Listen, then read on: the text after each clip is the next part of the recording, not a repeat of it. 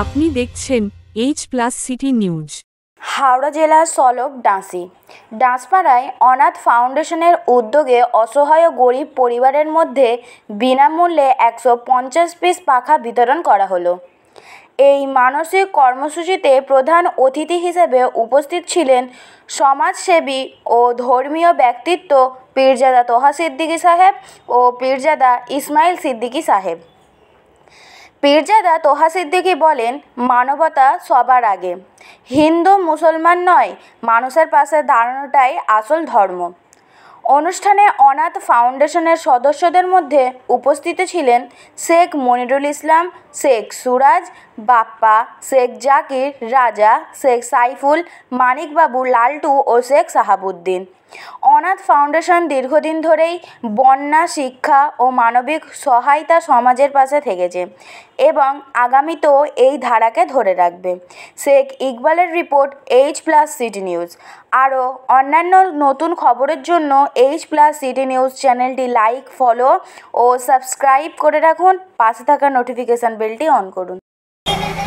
বিশেষ করে ইমাম, মুয়াজ্জিন, হাজি সাহেব যারা আছে এবং সম্মুখে আমার মান্যগণ্য ব্যক্তিরা, ভাইয়েরা যারা আছেন, বিশেষ করে মুজাদ্দেদিয়া অনাথ ফাউন্ডেশনের প্রত্যেকটা সদস্যকে প্রীতি, শুভেচ্ছা, ভালোবাসা সহ মোবারকবাদ জানাচ্ছি। সৈন্য, আমাদের মিলিটারি যারা আমাদের পাহারা দেয়, তাদের হত্যা করা হয়েছিল। আবার এবারে 2026-এ ভোটের আগে সারা ভারতবর্ষের মানুষের মধ্যে একটা জিজ্ঞাসা চিহ্ন রয়ে যাচ্ছে, কাশ্মীরে জঙ্গি হামলা হয়েছে না জঙ্গি হামলা করানো হয়েছে, আজকে চারিদিকে সব কয়েকটা পাঁচাটা মিডিয়া, কয়েকটা মৌলবাদ মিডিয়া, কয়েকটা জঙ্গি মিডিয়া, এরা মুসলমানদের দিকে ইঙ্গিত দিচ্ছে। যে প্রচণ্ড গরম পড়ছে, সেই জন্য তারা চিন্তা ভাবনা করে মানুষের হাতে ফ্যান তুলে দিতে। কি বলবেন? দেখেন, ভারতের দ্বিতীয় মুসলিম তীর্থভূমি ফুরফুরা দরবার শরীফ মুজাদ্দেদিয়া অনাথ ফাউন্ডেশন 2000 সালে মুজাদ্দেদিয়া অনাথ ফাউন্ডেশন 5000 টাকা নিয়ে প্রতিষ্ঠিত করেছে। আর এই মুজাদ্দেদিয়া অনাথ ফাউন্ডেশন আমরা তৈরি করেছি শুধুমাত্র মুসলমানদের জন্য নয়, শুধুমাত্র হিন্দুদের জন্য নয়, আমরা মানব জাতির জন্য। এই মুজাদ্দেদিয়া অনাথ ফাউন্ডেশন প্রতি বছরে 4.5 থেকে 5 কোটি টাকা মানুষের কাছে সরঞ্জাম দিয়ে সাহায্যের হাত বাড়িয়ে দেয়।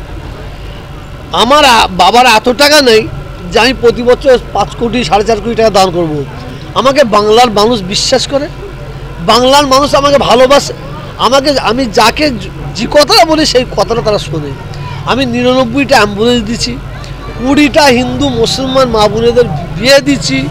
আমি প্রতি বছরে 30,000 মানুষকে বস্ত্র সাহায্য করি, বন্যায় সাহায্য করি, এবং বিশেষ করে যেসব ছেলেমেয়েরা অর্থের অভাবে পড়াশোনা করতে পারে না, তাদের পাশে সাহায্য করি। আজকে নতুন একটা জিনিস দেখলাম, পাখা এটা অনেক গরিব মানুষ আছে, তাদের পাশে দাঁড়ানোর দরকার আছে বলে মনে করি, এবং আরও নতুন নতুন জিনিস আপনারা দেখতে পাবেন ইনশাল্লাহ। যে ঘটনা ঘটেছে খুব দুঃখজনক ঘটনা। আমরা কি ভাষা দিয়ে তাদের পরিবারকে সমবেদনা জানাবো, তার ভাষা খুঁজে পাচ্ছি না। একটা জিনিস, কাশ্মীরে জঙ্গি হানা হয়েছে, জঙ্গি যারা হবে তারা হিন্দু নয়, তারা মুসলিম নয়।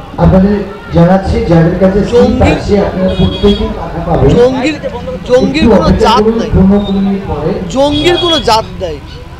কাশ্মীরের যে জঙ্গি হানা হয়েছে, ভারতবর্ষের 140 কোটি মানুষের মনে একটা জিজ্ঞাসা চিহ্ন এসেছে, এটা জঙ্গি হানা হয়েছে না জঙ্গি হানা করানো হয়েছে, এটা জিজ্ঞাসা চিহ্ন রয়ে যাচ্ছে। এর আগে পুলওয়ামার কাণ্ডে 40টা সৈন্যকে, আমাদের মিলিটারি ভাইকে মারা হয়েছে, তার কোনো এখন পর্যন্ত সুরাহা হয়নি। আজকে ভারতবর্ষের মানুষগুলোকে নিয়ে রাজনীতি করা হচ্ছে না তো, এটা মানুষের কাছে একটা জিজ্ঞাসা। এবং আমরা ভারতবর্ষের মানুষ আমরা চাইছি, যারা জঙ্গি যদি পাকিস্তান যদি হানা করে জঙ্গি হানা করে। তো এখনও ভারতবর্ষের সরকার মোদি অমিত শাহ হাত গুটিয়ে বসে আছে কেন? হাত গুটিয়ে বসে আছে কেন? কিসের জন্য, কী কারণে? এখনও প্রতিশোধ নেয় না কেন? যদি প্রতিশোধ না নিতে পারে ভারতবর্ষের এর বর্ডারটা খুলে দিতে বলুন। আমরা 140 কোটি মানুষ পাকিস্তানে ঢুকে তার প্রতিশোধ নিয়ে আসবো। এটা ভারতবর্ষের মানুষের একটা বড় জিজ্ঞাসায় এ প্ল্যান করে এই ধরনের ঘটনা ঘটানো হয়েছে কি না হয়নি, এটা জিজ্ঞাসা হয়ে যাচ্ছে। তার জন্য তো এনআইএ করেন। এর আগে পুলওয়ামা কাণ্ডে 40টা সৈন্য মারা গেছে, তার বলছে তদন্ত হচ্ছে, তদন্ত এখন কিন্তু তদন্ত হয়ে বেরিয়ে এসেছে, কিছু বেরিয়ে আসেনি। এবং আরেকটা বলি, তদন্ত হোক, তদন্ত চাই আমরা, কিন্তু শুধু বলছে পাকিস্তানে যে এই হামলা করবে, এই হামলা করবে, এই হামলা করবে, হচ্ছে না কবে? আমাদের ভারতবর্ষের সরকার কি হাতে চুরি পরে বসে আছে কেন নাকি? না পাকিস্তানকে ভয় খাচ্ছে? যদি পাকিস্তানকে ভয় খাই তো বর্ডার খুলে দিক না, তাহলে আমরা দেখে নিই, আমরা দেখে নিই। এখানে ডাল মে কুছ কালা হ্যায়। 140 কোটি মানুষের মধ্যে একটা সন্দেহ জাগছে।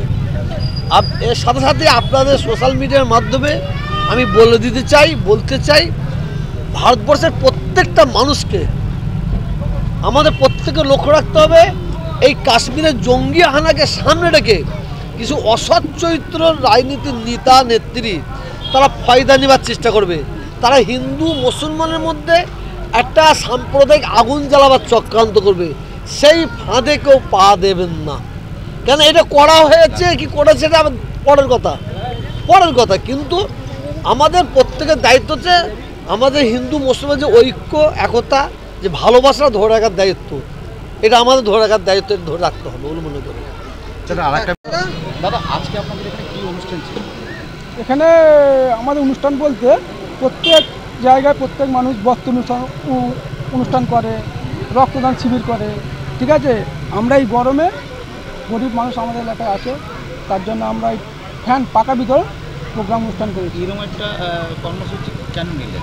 আমাদের ভালো লাগলো যে প্রত্যেক মানুষ প্রত্যেক রকম অনুষ্ঠান করে, যাতে আমরা নতুন কোনো অনুষ্ঠান করতে পারি, মানুষ যাতে আরও জিনিসটা ভালো লাগে মানুষের, সেই উদ্দেশ্যে আর কি আমরা এই প্রোগ্রামটা করি। সারা বছর কী কী কাজ করেন? সারা বছর মানুষের পাশে টুকটাক আমরা থাকি, সবসময় থাকি, গ্রামবাসীর সহযোগিতা আমাদের করে, মানুষ প্রত্যেক মানুষ ভালোবাসে আমার।